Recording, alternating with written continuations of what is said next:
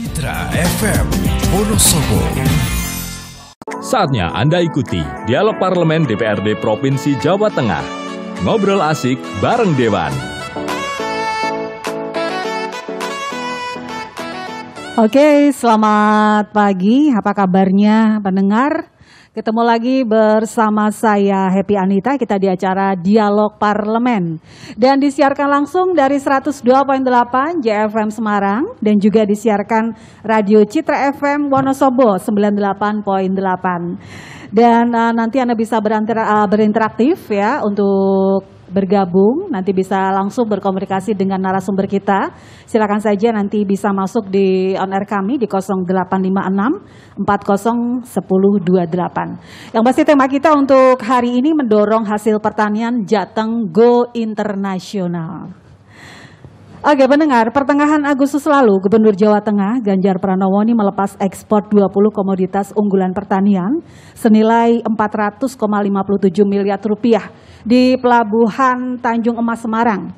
Dan ekspor 20 komoditas pertanian unggulan Jateng ini berasal dari 35 kabupaten kota. Ini meliputi sarang burung walet, ada juga porang, pala, kopi, minyak sawit, ada edamame, kacang hijau, daun cincau, kayu olahan, dan 10 komoditas unggulan lainnya. Komoditas tersebut diekspor ke 36 negara, diantaranya ada Cina, Amerika Serikat, Malaysia, Hong Kong, Jepang, Thailand, Vietnam, dan juga Belanda. Nah, peningkatan ekspor hasil pertanian ini pun membuat pemerintah Provinsi Jawa Tengah berhasil meraih penghargaan Abdi Bakti Tani tahun 2021 untuk kategori provinsi dengan nilai ekspor komoditas pertanian tertinggi tahun 2019 hingga 2020. Dan raihan itu Jateng dapatkan karena nilai ekspor komoditas pertaniannya meningkat atau naik sekitar 8,3 triliun rupiah. Angka tersebut mengungguli 4 provinsi lain, yaitu ada Kalimantan Timur dengan peningkatan ekspor 6,7 triliun rupiah, Jambi 5,1 triliun, Kalimantan Barat 4,4 triliun, dan Sulawesi Utara 3,9 triliun rupiah. Sebenarnya seberapa besar komoditas pertanian di Jawa Tengah dan seperti apa sih potensi ekspor ke luar negeri? Kita akan membahasnya di Dialog Parlemen kali ini. Sudah hadir 2 narasumber di samping saya. Ini bapak-bapak yang luar biasa. Kita sapa dulu. Beliau adalah PLT Kepala Dinas Pertanian dan Perkebunan Provinsi Jawa Tengah, Bapak Insinyur Tri Susilarjo MM. Apa kabarnya Pak Tri? Baik, ya. Monggo Pak, mic-nya Pak. Iya. Sehat Mbak Evi. Sehat ya Pak ya. Saya lihat ini juga semangat banget ini Pak Tri ya. Oke. Dan juga yang udah nggak asing lagi, beliau adalah Sekretaris Komisi B DPRD Provinsi Jawa Tengah. Ada Bapak Muhammad Ngaini Richard SHI atau kita lebih sapa lebih sering memanggilnya Mas Richard. Halo Mas Richard, apa kabarnya? Halo Mbak Evi. Kabar baik dan semoga kita selalu sehat.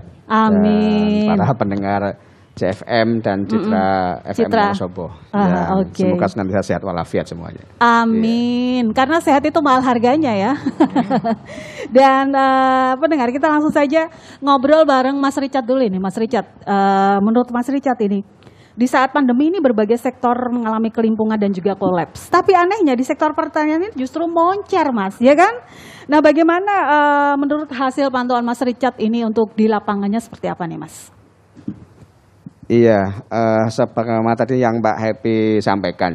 Jadi di Balai Karantina 1 Semarang terkait dengan pertanian juga di masa pandemi ini justru tidak terpengaruh. Jadi dari hasil yang tadi Mbak Happy sampaikan, jadi antara tanggal 9 sampai 14 Agustus ini yang kemarin diekspor sampai nilainya 400 juta itu kan ada peningkatan ekspor. Jadi di mana sebelum kita kan tahun 2020 sampai tahun 2021 ini kan masih pandemi. Yeah. Tetapi nilai ekspor di pertanian malah meningkat. Nah, ini kan sesuatu yang menurut saya patut dibanggakan, apalagi Jawa Tengah ini, Jawa Tengah. Nah, dari pantauan di lapangan memang di hasil-hasil perkebunan terutama kayak kopi, kemudian di palawija, kemudian porang harganya sempat turun. Nah ini yang nanti saya kira menjadi perhatian serius bagi kita semua, apalagi kemarin Pak Presiden sudah mencanangkan untuk perhatian kepada porang itu, karena memang faktanya porang masih menjadi salah satu komoditas ekspor dari Jawa Tengah dengan tujuan ke Jepang, ke Tiongkok. Nah, ini pada permintaannya cukup lumayan tinggi. Nah, ini saya kira juga nanti harus diperhatikan. Dan sekarang masyarakat banyak yang menanam porang, tetapi karena harga jatuh itu nanti mungkin dari kita, dari pemerintah bisa memperhatikan itu. Nah, sektor yang lain saya kira ada banyak di beras. Kemarin kalau kita lihat beberapa berita kemarin, terutama yang organik nih. Oh iya. Ya, nah yang organik ini saya kira patut dikembangkan karena permintaan pasarnya cukup lumayan tinggi itu. Jadi Arab Saudi aja konon satu bulannya bisa sampai 10.000 ton untuk kebutuhan beras organik. Belum Dubai, kemudian Mesir dan yang lain. Nah ini kan salah satu peluang yang cukup terbuka lebar pasarnya, tetapi ketersediaan barangnya belum cukup memenuhi. Nah, terbukti saya data yang diekspor ke Arab Saudi kemarin masih baru 1 kali. Nah, sekarang masih ada kendala kontainer dan yang lain sebagainya. Mungkin juga di stok barangnya. Nah, ini saya kira yang cukup peluang kita mengembangkan di sektor pertanian di Jawa Tengah karena pasarnya cukup lebar dan terbukti. Ini sudah bukti dari tahun 2019, 2020 dan kemudian 2021 itu selalu meningkat. Gitu. Oke, berarti ini yang jadi catatan adalah porang itu sendiri ya, Mas? Ya nggak hanya porang sih. Hanya porang ya. Iya. Karena lagi sempat jadi primadona sih ya. Saya mencontohkan aja porang kan primadona karena memang belum nggak nyangka gitu ya. Nggak menyangka, tetapi ini kan porang ini dari Jawa Tengah dibawa ke Jepang, kembali lagi ke sini sudah berbarang dan harganya mahal. Iya, misalnya beras porang itu cukup mahal, ada mie porang juga cukup mahal. Padahal bahan bakunya dari Jawa Tengah, dari Indonesia. Tapi itu kan kemudian sekarang banyak memang masyarakat yang mengembangkan porang. Nah, justru jangan sampai ketika rame-rame dikembangkan nanti pas waktu panen raya itu harganya jatuh, kan kasihan petani juga. Iya, benar. Maka itu soal porang, Mbak. Saya hanya contoh saja. Oh, contoh aja ya. Karena ada 20 komoditas jenis komoditas yang bisa diekspor. Nah, ke luar negeri. Salah satunya misalnya kopi. Kopi kan juga kita cukup banyak kan di Jawa Tengah. Keren kan? loh kopi di Jawa Tengah. Ini Padahal dapilnya Mas Richard ya. Iya. Selama ini kan banyak ekspor itu disupport dari daerah Sumatera ya Pak ya untuk kopi ini. Padahal Jawa Tengah juga banyak. Nah ini saya kira juga bagian yang harus diperhatikan juga gitu karena Jawa Tengah juga banyak daerah-daerah yang bisa menghasilkan kopi. Sementara permintaan di luar juga cukup banyak gitu. Oke, Pak Tri langsung menanggapi nih Pak Tri terkait dengan pernyataan dari Mas Richard tadi setelah beliau langsung di lapangan ya. Monggo Pak Tri. Oke, terima kasih Mbak Evi. Selamat pagi Pak Richard dan selamat pagi para pendengar radio Jatayu dan radio Citra Monosobo. Juga pemirsa TV nih Bapak. Pemirsa TV, oke, terima kasih sekali ya. Jadi memang saat ini sektor pertanian jadi sektor primadona. Jadi di saat pandemi ini sektor pertanian justru tumbuh hampir 16%, 16,66%. Sementara yang lain sektornya ngungsep. Kita naik sendiri. Nah ini. Lalu terkait dengan ekspor tadi memang betul kita dari tahun 2020 sampai dengan bulan Agustus 2021 itu kan kita nilainya 8,3 triliun ya. Padahal sebelumnya tahun 2018 itu hanya total 2,3 triliun. Oh, signifikan banget ya, Pak ya. Kemudian tahun 2019 kita 2,5 triliun. Nah, dan kita berharap ini dengan dibukanya Tanjung Mas sebagai pintu keluarnya ekspor dari Jawa Tengah nanti saya kira lebih tinggi lagi. Kita berharap gitu. Ya.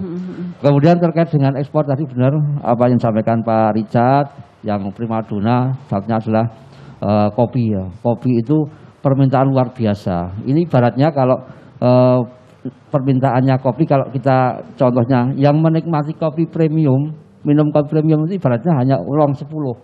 Tapi yang menikmati kopi asalan, wong 1 juta. Kita akan ngambil yang 1 juta itu. Nah, sehingga oke lah petani kita sudah bisa memproduksi kopi yang hebat, yang kualitasnya bagus. Tapi yang menikmati yang asalan, yang asal kopi itu kan 1 juta luwih. Nah, kita ambil itu, yang pasar luar negeri itu.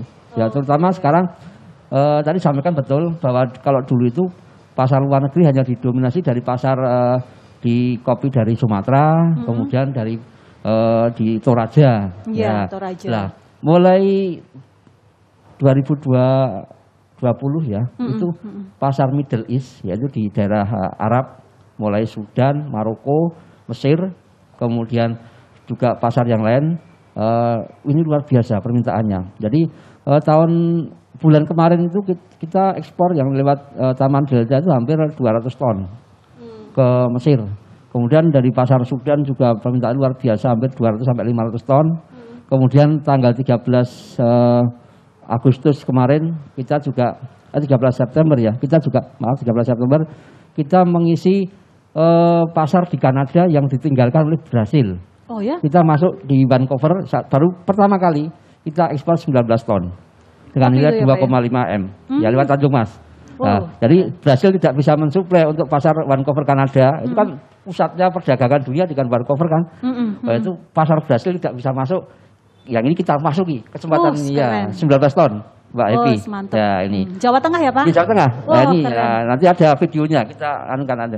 Kemudian itu juga dari kopi-kopi, kita punya sentra kopi ya dari mulai Temanggung, Wonosobo, Banjarnegara, kemudian Kabupaten Semarang, Kabupaten Kudus, Pati, Rembang, kemudian Karanganyar, Magelang, hampir semua 28 sampai 29 kabupaten ada kopinya semua. Ya ini. Jadi sangat luar biasa potensi kopi kita dan kita akan harapan bisa mengisi pasar-pasar kopi yang luar negeri. Kemudian tadi saya tergelitik juga terkait porang. Nah, porang ini kan komoditi yang sangat seksi sekali saat ini ya. Ya benar-benar Pak. Jadi kalau dulu kira-kira 20 tahun yang lalu Mbak Evi, ya namanya porang itu ya kalau saya bermain di tanaman porang itu mesti diliki sama orang tua saya. Leh ojo nang kono, kuwi wit panganan ulo kono iki. Apa Pak? Pakanan ulo. Ular. Iya. Zaman dulu tidak boleh saya bermain itu. Lah sekarang kok jadi ekspor. Untuk ekspor ya. Dan jadi miliarder loh. Iya, ini. Lah, jadi porang memang betul. Kira-kira tahun kemarin itu kan harga porang sampai umbia 14 sampai 12 sampai 14 ribu ya. Sehingga orang tanam kemudian jadi miliarder betul. Karena satu hektar itu bisa menghasilkan 20 ton. Oke. Porang ya. Porang ya Pak? Iya, porang sehingga karena istilahnya dengan kondisi ini memang untuk pasar-pasar tertentu terutama di Tiongkok dan sebagainya itu distribusi ke sana kan terhambat. Oh ya, gitu. Karena kondisi pandemi ini ya ini kan sulit. Walaupun memang ada beberapa komoditi yang di luar negara-negara yang daerah pandemi awal ya, itu kan tetap jalan. Tapi untuk China, kemudian di beberapa sekitarnya, misalnya Vietnam dan sebagainya, ini kan terhambat. Ya, sehingga memang menyebabkan harganya agak turun. Sekarang ini kan di angka 6,5 sampai 7.000 ubi basah. Ya, ubi basah. Ya, namun kita mensikapinya begini. Kalau kira-kira 20 tahun yang lalu itu harganya hanya Rp400. Oh iya, 400 ya? Per kilo Rp400 zaman 20 tahun yang lalu ya. Nah, sekarang jadi harga 6.000 7.000 ya misalnya. Kalau sudah naiknya luar biasa. Dan perlu saya sampaikan negara pensuplai selain Indonesia di negara Afrika itu harga poranya hanya di 3.000 sampai 4.000 loh Pak. Oh gitu ya Pak? Pak? Jadi kita itu kalau tidak kualitasnya bagus akan kesilap dengan negara Afrika. Karena mereka masuk dengan harga yang 3.000 hanya sampai 4.000. Kita udah 6,5 sampai 7.000 kan. Iya. Dijual keluar kan di angka 7,5 sampai 10.000. Ya kan. Nah, kemudian ini sesuai tadi disampaikan Pak Richard bahwa betul. Jadi Pak Presiden itu untuk melindungi kita, plasma nutfah kita, ini sudah melarang agar petani eksportir tidak boleh mengekspor dalam wujud umbi. Oh nggak boleh umbi ya? Sekarang minimal harus dalam bentuk chip atau rajangan. Jadi setelah umbi kemudian dirajang, dikeringkan, lah itu yang boleh diekspor. Kenapa Pak? Ya. Karena bagaimana nilai tambahnya lebih tinggi. Ya. Kemudian serapan tenaga kerja lebih banyak. Tadinya kan ada yang memisah, ada yang nyuci, ada yang ngerajang, ada yang jemur, ya ada yang ngepek. Nah, kesejahteraan kan ini ya nyangkutnya ya. Syukur diarahkan ke tepung porang. Langsung diproduksi ke tepung ya Pak? Ya, ini nilainya lebih tinggi lagi. Nah, kemudian kalau ke arah beras porang ini memang sedang dibangun di Madiun yang dicanangkan Pak Presiden itu baru satu-satunya di Indonesia beras porang. Karena memang tadi sampaikan paling betul harga beras porang itu sangat mahal dan sangat sehat itu. Ini terkait itu. Nah, kemudian terkait dengan petaninya kita harus tata betul agar tidak terjadi oversupply. Nah, ini. Sehingga nanti agak balan kebutuhan dengan supply itu imbang sehingga harganya insya Allah akan bisa dikendalikan. Di samping peningkatan nilai tambah dari umbi menjadi chip menjadi tepung menjadi beras. Nah, gitu Mbak Evi. Kalau purang itu di Jawa Tengah yang paling banyak diproduksi di mana nih Pak? Kalau yang paling banyak itu ada di Kabupaten Kebumen, hampir 600 sekian hektar. Oh gitu ya. Kemudian Wonogiri 470-an hektar, Purworejo 412-an dari hektar ya. Kemudian yang lainnya ada di Pati, ada di Banjarnegara, ada di Brebes, kemudian Magelang dan sebagainya. Nih. Tapi yang paling tinggi memang di Kebumen ya. Dan kami sedang membuat sentra kita kembangkan di Purworejo. Karena ternyata di Purworejo ya. Karena ternyata Purworejo itu sudah berhubungan langsung dengan eksportir, yaitu New Star Konjak Nusantara yang ada di Candi, apa istilahnya itu industri Candi itu loh. Lokasinya. Dan ekspornya lewat Tanjung Mas kan lebih dekat. Lebih dekat ya. Memangkas biaya ya, Pak. Sehingga nanti semua orang yang dihasilkan dari Kebumen, dari Wonogiri ini bermasuk. Malah ada yang dari Madiun itu store ke Purworejo. Ya. Iya, kan lucu kan? Ya, ini padahal sana kan udah besar juga, tapi ternyata dinamika udah di pasar dipinggir, itu. Pak. Udah dibuat ini.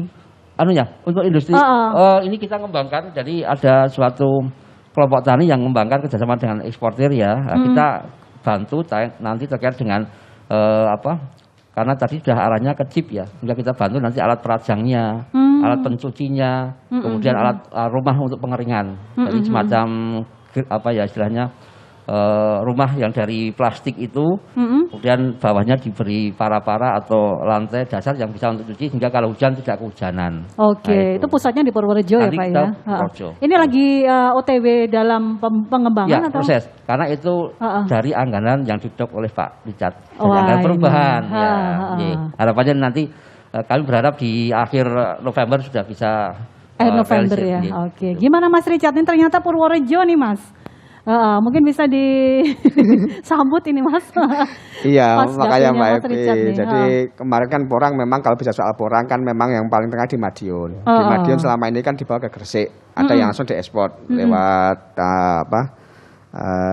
Tanjung Perak gitu. Ada yang ke sana. Nah, sekarang memang Jawa Tengah sebagaimana tadi Pak Tri sampaikan, ini memang Jawa Tengah lagi memulai untuk mengembangkan. Tidak hanya kita dibawa ke Jawa Timur, ke Madiun, tetapi sudah bisa kerjasama dengan eksportir. Makanya ini ada alokasi. Ini kan sayangnya Pak Tri, ini kan kita lagi berjuang ya Pak Tri. Jadi APBD kita itu untuk sektor pertanian dan perkebunan sedikit ya. Dari 228 triliun itu cuma 282 miliar.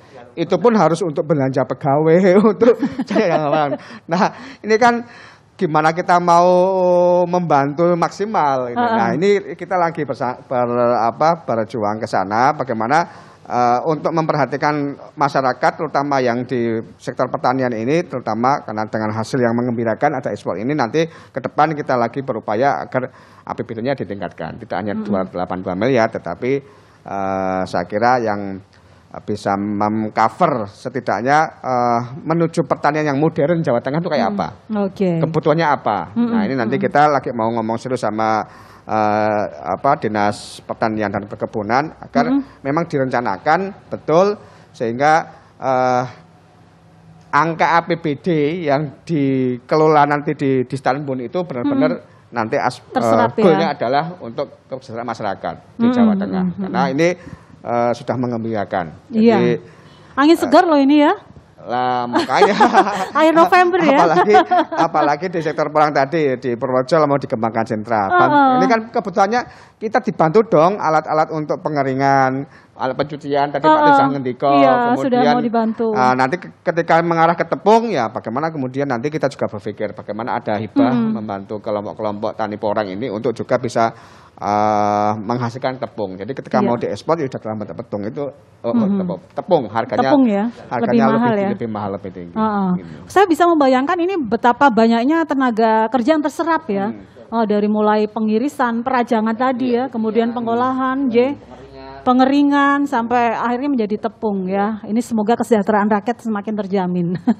Oke, baik, perbincangan kita semakin menarik saja dan nanti kita akan kembali lagi tetap di sini di Dialog Parlemen yang disiarkan di 102.8 JFM Semarang dan Radio Citra FM 98.8 Wonosobo. Kita kembali setelah yang satu ini. JFM. Hai Tom, apa kabar? Sekarang bisnis apa? Hai Luna, wah udah lama kita nggak ketemu ya. Aku sekarang bergerak di bidang baterai ekspor Luna. Sering makan di Norli ya? Iya, restoran Norli Puri Anjasmoro menjadi favorit tempat makan di kantorku.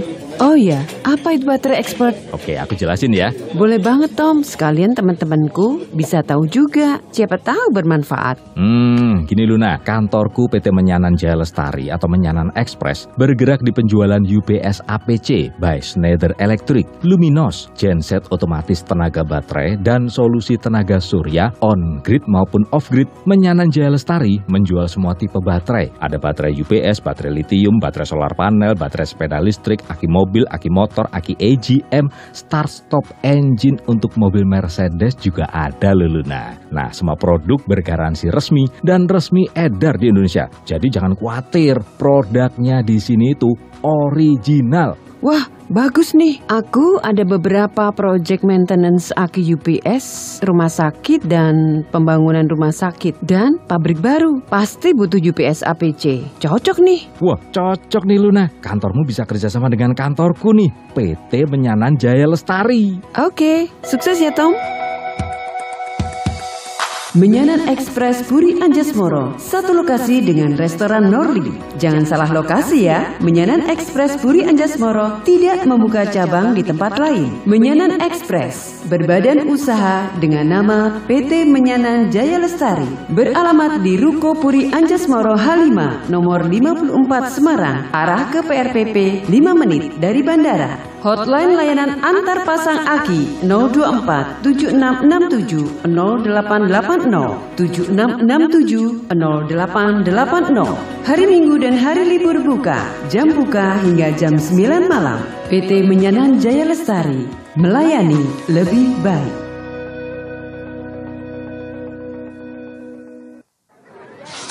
Waduh, tulisan apa nih? Kok nggak jelas banget begini ya? Ada apa sih Non? Saya kira tulisannya baik-baik saja. Jangan-jangan mata kamu yang mulai gak beres. Coba aku pinjam kacamatamu. Ih, bener juga ternyata. Mataku nih yang udah gak beres. Aku butuh kacamata nih kalau kayak gini. Sudah, gak usah bingung. Yuk, tak antar ke Optik Sentral saja. Hah? Kenapa mesti ke Optik Sentral? Kan optik yang lain banyak. Apa sih istimewanya? Optik Sentral ini sudah jadi langganan keluarga aku. Mulai dari kakek, papa, om, dan ponakanku, semua cocok di Optik Sentral. Udah gitu, pilihannya banyak, modelnya selalu in lagi. Wow, bokeh banget Optik Sentral. Oke lah, ayo antar aku ke Optik Sentral. Optik Sentral menyediakan berbagai merek kacamata dan soft lens dari yang biasa sampai yang bermerek. Kebutuhan kacamata untuk orang tua, dewasa, remaja hingga anak-anak semua ada. Bagi pemegang kartu BPJS Kesehatan bisa dilayani juga di Optik Sentral. Wait, layanan purna jualnya juga oke banget. Kepuasan pelanggan adalah yang utama. Kunjungi Optik Sentral, Ruko Puri Anjasmoro Blok B1 nomor 18 Semarang. Telepon 024760 3624.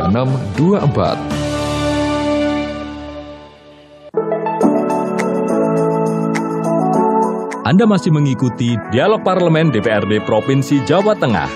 Ngobrol asik bareng Dewan. Baik, kita masih di dialog interaktif, kita di dialog parlemen, masih bersama saya Happy Anita, dan masih disiarkan langsung dari 102.8 JFM Semarang dan juga Citra FM Wonosobo. Dan masih bersama dua narasumber kita yang luar biasa, ada Mas Richard dari Komisi B DPRD Provinsi Jawa Tengah dan juga Bapak Tri dari Dinas Pertanian dan Perkebunan Provinsi Jawa Tengah. Pemirsa dan juga pendengar, kalau tadi kita sudah membahas ternyata produk ya dari pertanian dan perkebunan ini luar biasa dan ini sangat menyumbang banget ya untuk berbagai macam komoditas yang diproduksi oleh Provinsi Jawa Tengah. Nah, di era digital ini bermunculan kaum-kaum milenial yang ternyata juga tertarik dan berminat untuk masuk dan juga mengembangkan untuk komoditas pertanian dan juga perkebunan. Nah, gimana nih Mas Richard? Mungkin Mas Richard bisa menceritakan ini untuk petani-petani milenial yang sekarang bermunculan dan ternyata mereka jadi miliarder juga ya. Bermain di pertanian dan perkebunan. Monggo Mas Richard. Iya, jadi bicara milenial ini kan sebetulnya kan tantangan tersendiri. Karena generasi milenial kan generasi yang lahir setelah tahun 83. Yang sekarang rata-rata kalau kita hitung ya berumur sekitar 22 tahun ke atas. Jadi 83 ke atas lahirnya ini kan kaum milenial. Nah, kalau kaum milenial ini kan tidak begitu familiar terhadap pertanian. Tidak begitu senang. Saya anak petani. Oh iya, Bapak saya juga petani ya di samping, tapi juga punya sawah itu petani. Tapi juga tidak begitu familiar dengan pertanian, walaupun dulu juga bertani juga. Nah, sekarang dengan teknologi yang cukup keren ini familiar di teman-teman milenial ini kan dijadikan sebagai salah satu upaya untuk mewujudkan tadi untuk kembali kepada senang bertani. Nah, cara bagaimana senang bertani itu kaum milenial ya tentu tidak jauh-jauh dari sentuhan teknologi. Nah, banyak sekarang kalau kita sering membaca majalah Trubus itu banyak teman-teman milenial yang sekarang mengelola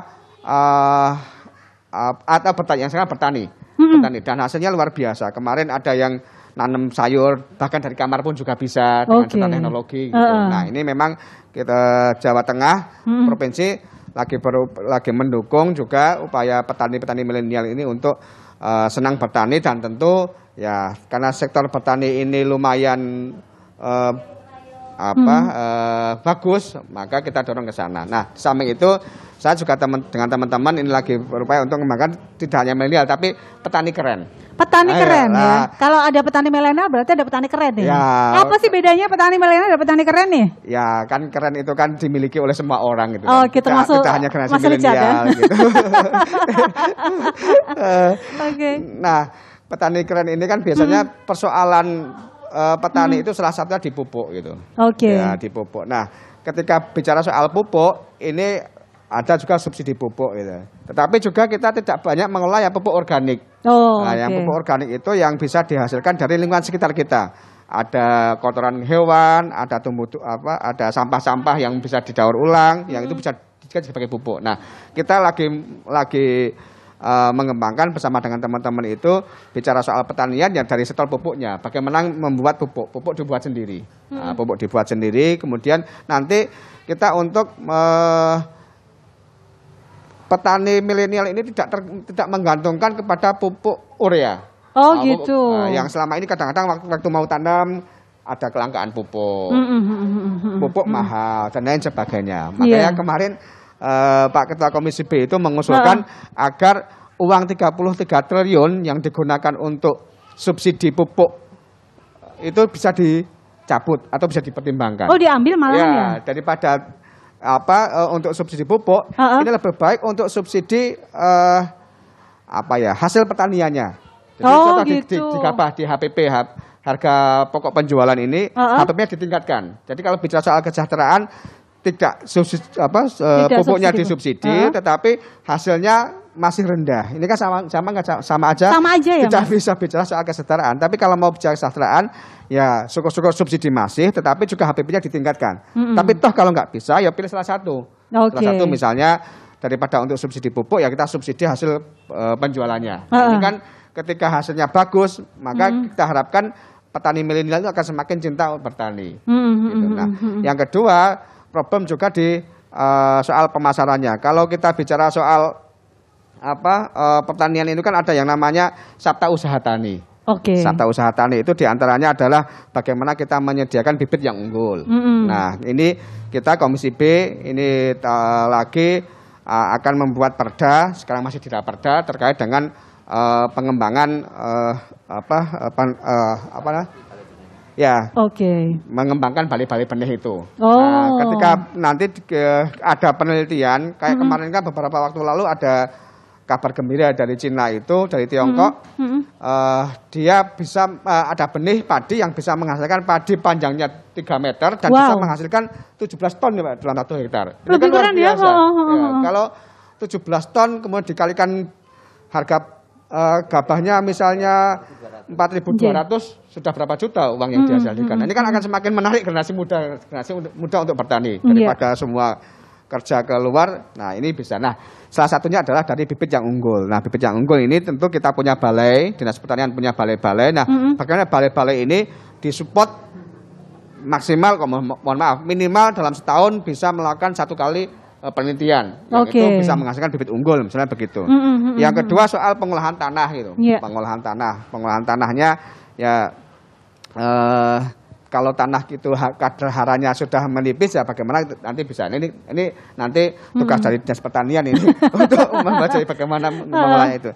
Yang ketiga soal pengairan. Nah, ini problem kita salah satunya juga ada daerah-daerah irigasi yang tidak bisa diperhatikan secara maksimal karena tidak lagi soal anggaran misalnya. Tadi banyak irigasi yang jebol tapi belum diperbaiki. Gimana uangnya cuma 282, hibahnya aja cuma 2,8 M, mau untuk kegiatan-kegiatan itu kan nggak masuk cover semua. Nah, ini PR juga ini. Nah, yang keempat di soal pemupukan yang berimbang. Nah, salah satu tadi kita subsidi mengembangkan pupuk organiknya, pupuk organiknya dikelola. Ini kan kemudian pengendalian hama dan penyakitnya, kemudian penanganan panen dan pasca panen. Ini yang selalu menjadi PR itu. Banyak kita kenapa dulu orang nggak boleh nanam porang, zaman Pak Tri tadi menceritakan porang makanan ulo gitu, padahal sekarang bernilai tinggi. Ada lagi yang misalnya dulu soal panili tahun 90-an itu Temanggung, Magelang, Wonosobo itu sebagai penghasil padi terbaik. Tetapi sekitar tahun hampir mendekati tahun 2000-an itu semua padi dibabati, dimatikan karena nggak laku lagi. Nah, padahal sekarang panili harganya juga lumayan tinggi juga. Iya, tinggi loh sekarang. Dari daerah. Nah, ini kan ada tadi menurut saya ada kebijakan-kebijakan di setiap pertanian yang itu tidak bisa dibentengi sendiri oleh kita, oleh pemerintah dalam hal ini. Maka ke depan ini nggak boleh terjadi. Kalau memang porang ini bermadona, ya bagaimana nanti ini betul-betul dilindungi. Dari mulai terutama di pasca panennya itu. Kemudian pemasaran hasil pertanian. Nah, soal pasar ini Pak Tri tadi sudah menceritakan ternyata banyak negara-negara yang memang menjadi ekspor hasil pertanian Jawa Tengah ini menjadi primadona. Terutama di Palawija, Pak Tri ya. Di Palawija itu menjadi primadona. Kopi juga sama. Gitu. Pak Tri langsung ditanggapin ini Pak Tri. Ternyata ada beberapa kendala, tapi juga ada kabar baiknya. Gimana Pak Tri, monggo? Oke, terima kasih ya. Ini saya cari yang hulu dulu terkait dengan pupuk tadi ya. Memang kemampuan pemerintah ini kan untuk membiayai subsidi itu kan semakin turun ya. Nah, jadi kita itu saat ini antara kebutuhan kita dengan yang dialokasikan subsidi itu Jawa Tengah itu hanya dipenuhi 55, sekian persen. Jadi kurang 100%. Nah, jadi otomatis pupuk mesti kurang. Nah, karena memang jelas butuh 100 kok mesti dikai 55. Nah, ini kan mesti kurang kan, logikanya sudah jelas itu kurang ya. Namun demikian mensikapi itu kita dari Dinas Pertanian dan Perkebunan Jawa Tengah mendorong terkait dengan kemandirian penggunaan pupuk. Nah, tadi sampaikan oleh Pak Richard, betul, kita mendorong pemakaian pupuk organik. Nah, dimulai dari apa? Kita memberikan sosialisasi pemahaman terkait penggunaan pupuk organiknya. Kemudian kita latih agar petani bisa membuat pupuk organik yang baik sesuai dengan SNI, Standar Nasional Indonesia. Kemudian yang kita latih itu hasilnya ini kita ujikan. Wis podo gurung karo SNI. Nah, kan, nek wis podo, ini kan nanti bisa apa ya istilahnya dipakai mantep. Oh, ini sudah bagus. Ini nek belum, sing belum ada, sing belum masuk standar SNI yang mana? Unsur apa? Unsur N, apa unsur P, apa unsur K, apa CN rasionya? Ya, nek caranya tidak masuk. Ini ben dimasuk gimana caranya? Nah, kita latih juga. Jadi terkait pupuk organik memang kita sepakat dengan Komisi B untuk mensupport itu dari mulai perencanaan, kemudian peningkatan SDM, kemudian bagaimana kita mengupayakan pembuatan pupuk organik sampai pengujiannya. Nah, ini. Kemudian terkait dengan tadi apakah tidak sebaiknya dicabut dan sebagainya. Kebijakan pupuk adalah kebijakan pusat. Nah, jadi tidak bisa mereview hanya Jawa Tengah tok. Karena Indonesia itu ada 30 provinsi ya Pak ya. Nah, jadi kita harus skopnya nasional. Untuk mencabut pupuk dan itu dipakai untuk subsidi harga, ya, itu uramamu cukup subsidi aja nyandak, oponnya punya subsidi harga. Nah, semakin tidak mampu lagi ini. Karena ini malah efeknya semakin meresahkan masyarakat itu. Karena semakin tidak mampu lagi. Oke, ditetapkan HPP tinggi tapi nanti tidak terbeli itu. Karena HPP itu kan harga pembelian pemerintah kan. Anakku pemerintah ratuku. Sudah dinaikkan nanti ratuku repot juga kan. Nah, selama ini yang ditugasi pemerintah untuk belikan lewat Bulog, ya kan. Nah, duitnya cukup kan tidak mungkin itu.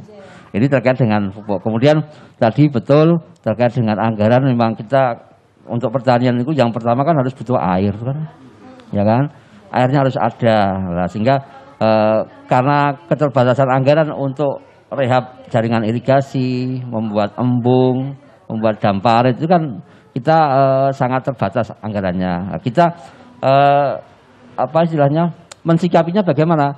Yang pertama kita edukasi bagaimana menggunakan teknologi hemat air. Oke. Ya, kemudian bagaimana menggunakan bibit yang varietas tahan kering. Ya, yang ketiga bagaimana membuat bibit yang cepat panen. Jadi airnya orang pakai. Iya.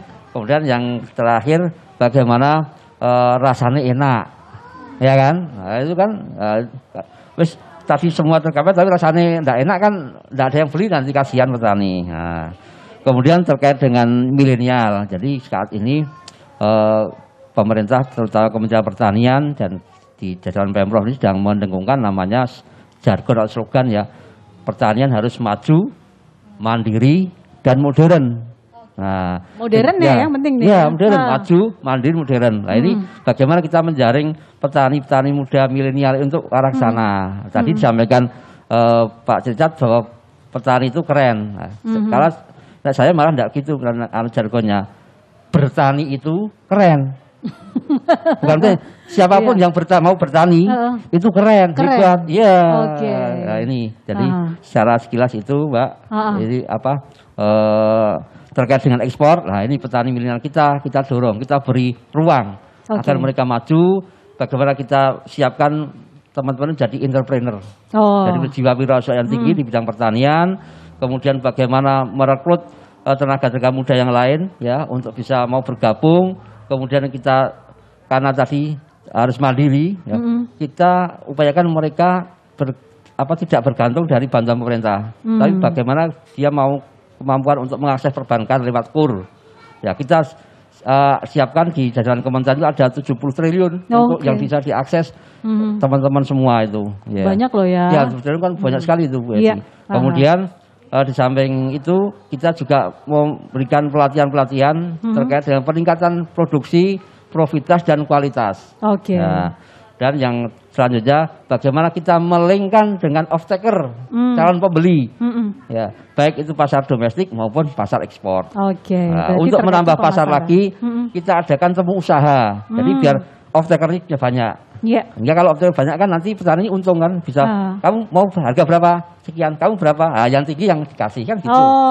Ini kita sudah siapkan itu, Mbak Evi. Atau Mbak Evi? Iya, baik, terima kasih Pak Tri, Mas Richard. Ini luar biasa ya. Jadi bertani itu keren, petani itu keren. Dan yang pasti dialog interaktif kita juga keren karena kita akan kembali lagi setelah yang satu ini, tetap di Dialog Parlemen. 102.8 JFM, Jernih di Hati.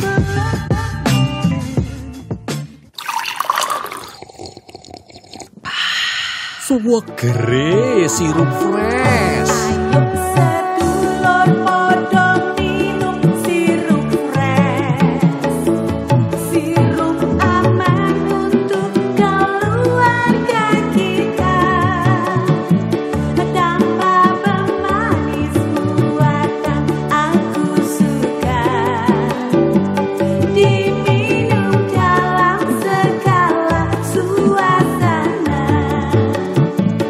Ayo minum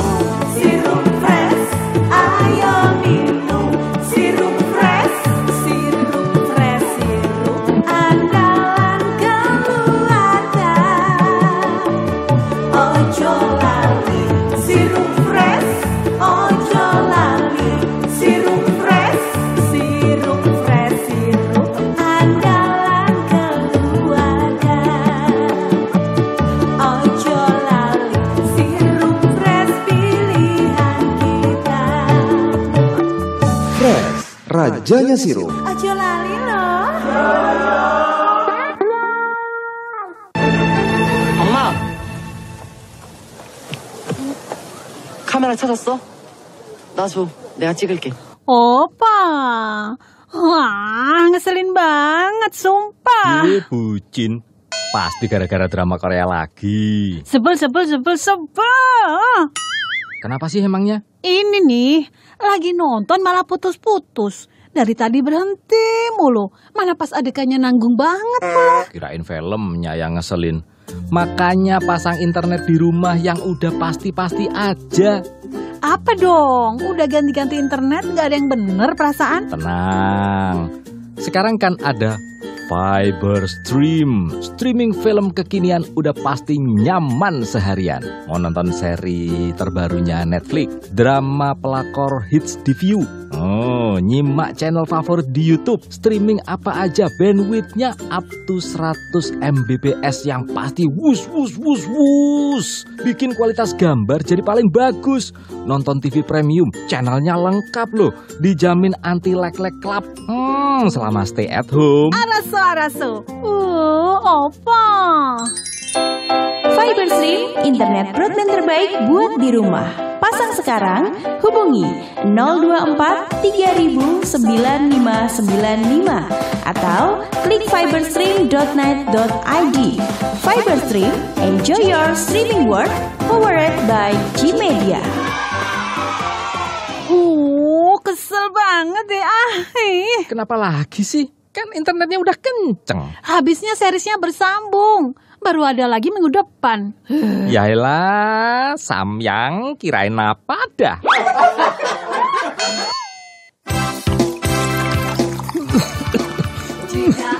Aduh. Gara-gara ngombe sirup sembarangan, batuk terus iki. Lah, udah dikasih tahu kalau beli sirup ki ya mereknya sirup fresh. FRES, fresh. Lah tak pikir sirup regane murah, kan mayan ngirit. Jebel malah ngorot. Buat apa beli sirup murah kalau pakai pemanis buatan? Iya, mbahmu aja diseneni terus ta. Sirup apa tadi ndak sing bener? Sirup fresh, Mbah. Kekentalannya 100% gula murni, tanpa pemanis buatan. Aman, sehat, seger. Apa mau? FRES. Fresh. FRES. Fresh, Mbah. Iya, fresh. Sirup fresh, rajanya sirup, terkenal sejak zaman dulu. Di segala suasana, tua dan muda, semua pasti suka. Sirup fresh, andalan keluarga. Sirup fresh, sirup andalan keluarga. Fresh, rajanya sirup. Kalau sirup ya fresh, tanpa pemanis buatan. Anda masih mengikuti Dialog Parlemen DPRD Provinsi Jawa Tengah. Ngobrol asik bareng Dewan. Oke, kita masih di Dialog Parlemen bersama saya Happy Anita, pendengar dan pemirsa. Anda masih berbincang-bincang dengan dua narasumber kita, ada Mas Richard dari Komisi B DPRD Provinsi Jawa Tengah dan juga Pak Tri dari Dinas Pertanian dan Perkebunan Provinsi Jawa Tengah. Tadi disampaikan petani keren dan juga bertani itu keren. Nah, dan ada kendala-kendala yang sudah disampaikan oleh Mas Richard tadi, kemudian solusi yang disampaikan Pak Tri. Jadi ini Mas Richard memberikan seperti ini, Pak Tri memberikan solusinya. Ini kayak klub banget nih ya. Nah, mungkin untuk kedepannya ini produk unggulan terutama di ini ya pertanian dan perkebunan ini agar bisa makin go internasional, ini apa sih yang perlu diperbaiki? Monggo Mas Richard. Ya, saya kira mengikuti zaman sekarang. Zaman sekarang ini kan zaman yang di mana arus globalisasi itu tidak bisa dibendung. arus informasi juga semakin cepat gitu. Nah, maka menurut saya perpaduan dengan teknologi informasi ini nanti yang perlu disiapkan. Yang pertama terutama soal potensi pasar baik dalam negeri maupun luar negeri. Okay. Nah, apa sih yang kemudian yang bisa disupport dari Jawa Tengah untuk kebutuhan dalam negeri di provinsi lain misalnya. Ini kan juga bisa. Yang kedua, kemudian yang di luar negeri apa gitu. Okay. Contoh saya kemarin ketemu dengan salah satu kelompok UMKM yang dia sudah bisa mengekspor kerupuk. Dia kerupuk lele sama kerupuk teri itu bisa sampai ke Suriname dan Belanda. Keren. Ya, ini kan apa Mbak saya tanya kebetulan juga umurnya masih agak muda gitu dari Temanggung. Apa bisa ke sana? Nah, dia ternyata pakai jaringan. Dia pakai jaringan saja.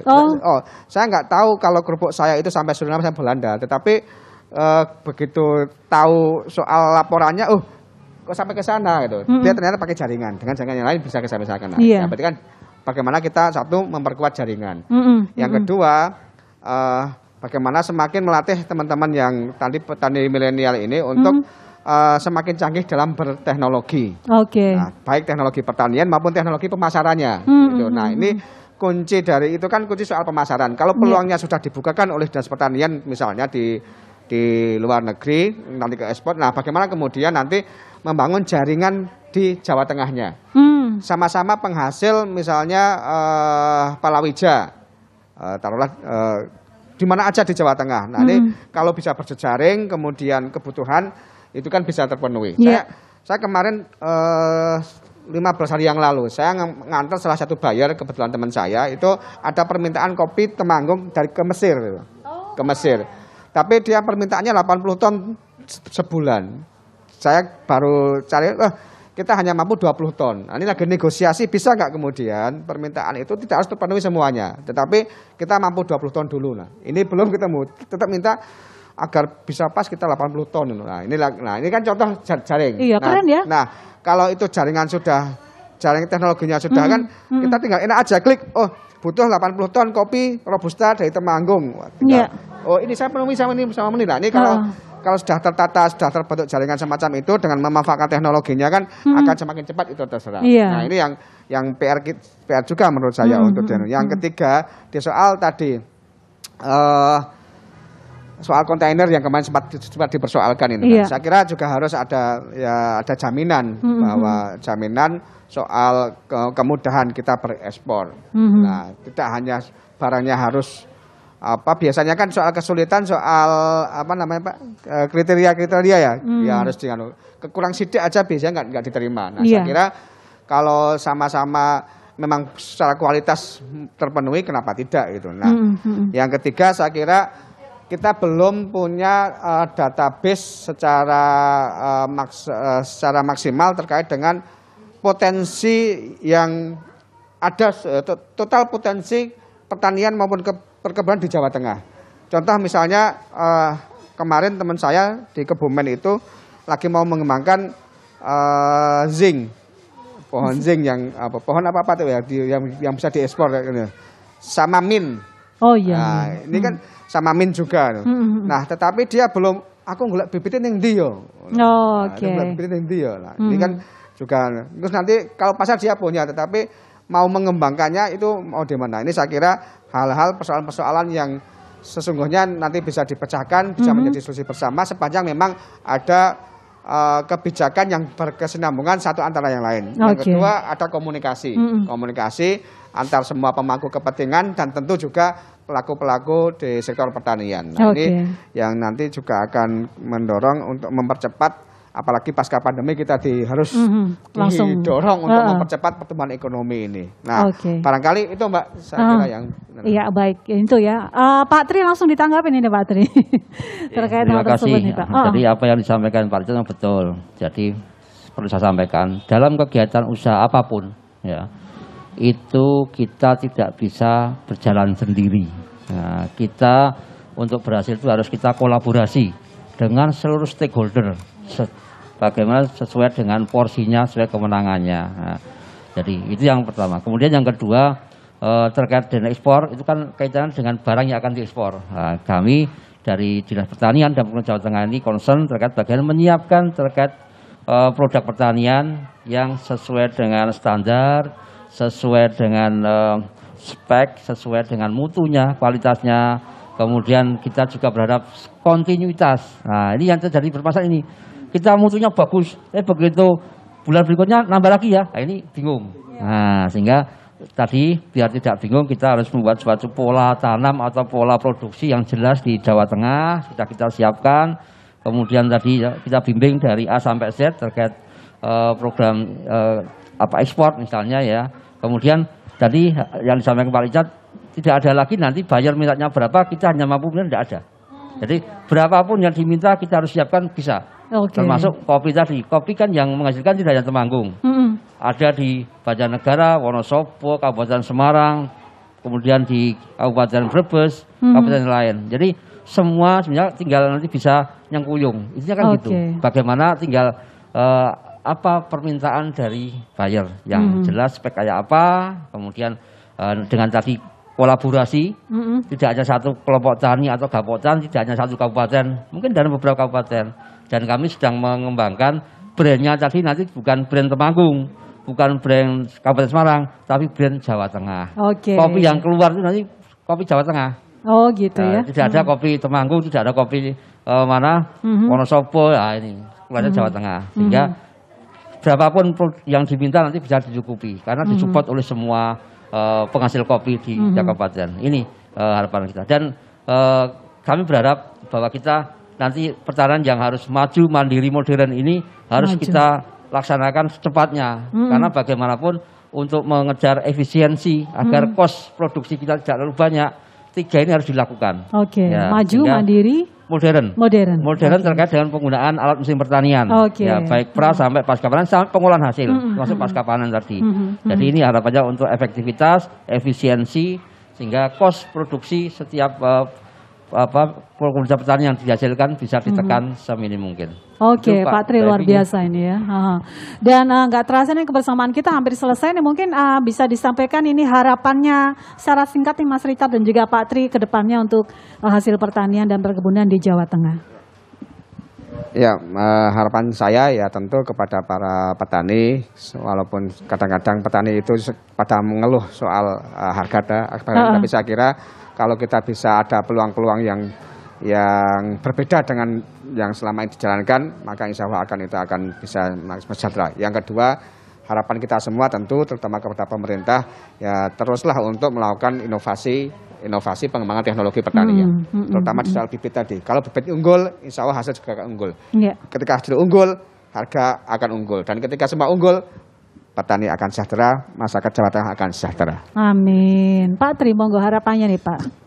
Harapannya terkait dengan pemasaran komoditas pertanian yang bisa go internasional ini, agar petani untuk komitmen terkait dengan peningkatan produksi, peningkatan kualitas, kemudian off-takernya harus sudah ada sebelum usaha. Jadi kita mau tanam itu jelas sing mau tuku sopo. Nah, harus sejak awal sudah diketahui. Kemudian yang terpenting adalah bagaimana wujudkan kemandirian. Tidak usah bergantung pada bantuan pemerintah. Bila ada bantuan pemerintah itu ada sebagai striker aja, tidak usah semua. Tapi mandiri itu penting.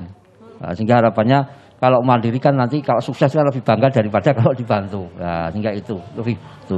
Kemudian terkait dengan Hari Tani ini ya kami mengucapkan selamat Hari Tani bagi seluruh pemangku kepentingan di sektor pertanian, dan kami berharap semua stakeholder bisa mendukung terkait peningkatan ekspor Jawa Tengah di kemudian hari. Saya kira demikian. Oke, baik, terima kasih untuk Pak Tri, Mas Richard ya sudah memberikan solusi untuk hasil pertanian kita agar Provinsi Jawa Tengah ini menghasilkan hasil pertanian yang bisa go internasional. Terima kasih untuk pemirsa dan pendengar yang sudah stay tune dan sudah mendengarkan dan berpartisipasi di dialog parlemen kali ini dengan tema mendorong hasil pertanian Jateng go internasional. Semoga bermanfaat untuk Anda. Saya Happy Anita mohon diri. Salam.